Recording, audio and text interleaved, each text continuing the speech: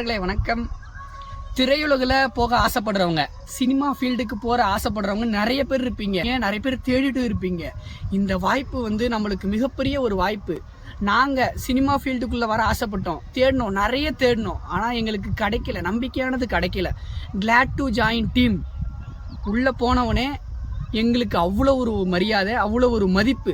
அது மட்டும் இல்லாமல் நீங்கள் உள்ளே போனவனே எந்த ஸ்பாட்டையும் பார்க்க முடியாது, எங்கேயும் ஷூட்டிங்க்கு போக முடியாது, தியரியாக தான் படிப்போம். ஆனால் கிளாட் டு ஜாயின் எங்களுக்கு மிகப்பெரிய வாய்ப்பாக ஒரு ஷூட்டிங் ஸ்பாட்டுக்கு அனுப்புனாங்க எங்களை.